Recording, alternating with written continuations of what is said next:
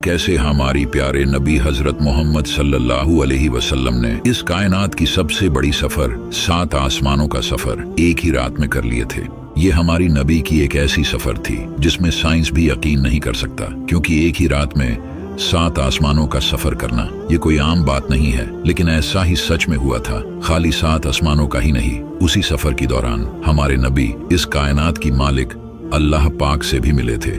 इस दुनिया में तकरीबन 1,24,000 से भी ज्यादा अंबिया और रसूल आए थे, लेकिन इनमें से किसी ने भी अल्लाह पाक को नहीं देखा। और इतनी सारी अंबिया और रसूल में से एक ही हमारे नबी हजरत मोहम्मद सल्लल्लाहु अलैहि वसल्लम ने अल्लाह पाक को अपनी दिल की आंखों से देखे थे। और उसी सफर में जाके हमारे नबी ने अल्लाह पाक से मुलाकात किए थे, जिस सफर को महराज की सफर बोलते हैं। तो आइए जानते हैं हादिस और कुरान के मुताबिक आखिर कैसे हमारा नबी सल्लल्लाहु अलैहि वसल्लम ने 7 आसमान यानी महराज की सफर एक ही रात में किए थे। महराज की सफर की कहानी बहुत लंबी है, वीडियो लंबी हो जाएगी, इसलिए शॉर्ट में बताऊंगा। एक हदीस के मुताबिक सही मुस्लिम हादिस नंबर 163, आप सल्लल्लाहु अलैहि वसल्लम एक रात में सोए हुए थे और फिर जिब्राइल अलैहिस्सलाम आए। आके बोले कि या रसूल अल्लाह, आपको आपका रब अपनी मुलाकात के लिए आपको बुला रहे हैं। और फिर जिब्राइल अलैहिस्सलाम ने कहा कि चलिए या रसूल अल्लाह। और फिर जिब्राइल अलैहिस्सलाम ने रसूल सल्लल्लाहु अलैहि वसल्लम के हाथ में पकड़ा और हातिम के अंदर लेकर गया। और जिब्राइल अलैहिस्सलाम ने नबी पाक की ओपन सर्जरी की थी। सीना खोल के नबी पाक के दिल अपने हाथों में लाकर जमजम की पानी से धोकर नबी पाक की दिल के अंदर नूर भरकर फिर से दिल को सीने के अंदर घुसा दिया। और फिर नबी पाक सल्लल्लाहु अलैहि वसल्लम आसमान पर जाने के लिए बिल्कुल तैयार हो गए। जिब्राइल अलैहिस्सलाम ने साथ में एक सवारी लेकर आए थे जिसका नाम है बुर्राक, जिसका स्पीड लाइट से भी कहीं गुना ज्यादा है। हमारे नबी ने फरमाए थे इसकी इतना तेज रफ्तार थी, इतना तेज रफ्तार थी कि मेरी नजर जहां पर पड़ती थी वहां पर उसका कदम होता था। और फिर नबी सल्लल्लाहु अलैहि वसल्लम सफर शुरू किए। सबसे पहले रुके थे मदीना पर रुक के 2 रकात नफिल अदा किए थे।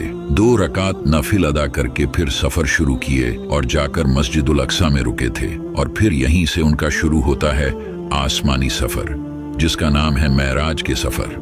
फिर हमारे नबी सल्लल्लाहु अलैहि वसल्लम ने आसमानी सफर शुरू किए और जाकर पहले आसमान पर रुके। वहीं पर थे हजरत आदम अलैहिस्सलाम और वहां पर हमारे नबी आदम अलैहिस्सलाम से मुलाकात किए।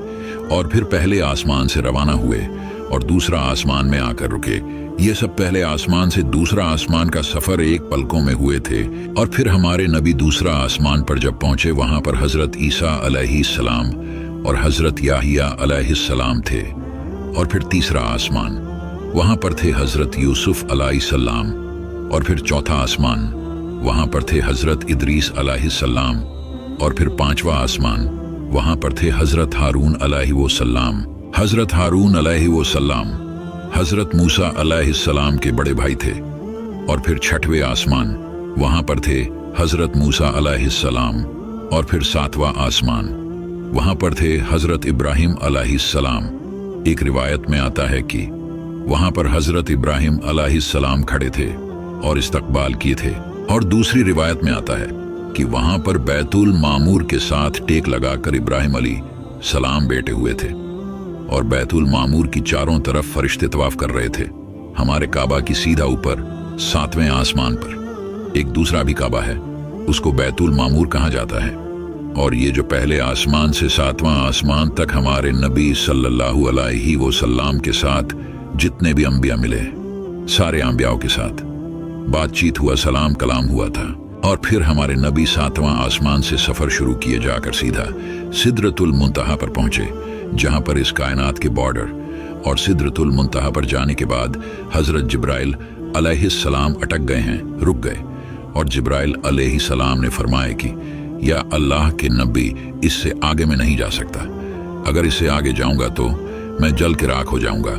इससे आगे आप जाए, आपका अल्लाह आपको ले जाएगा।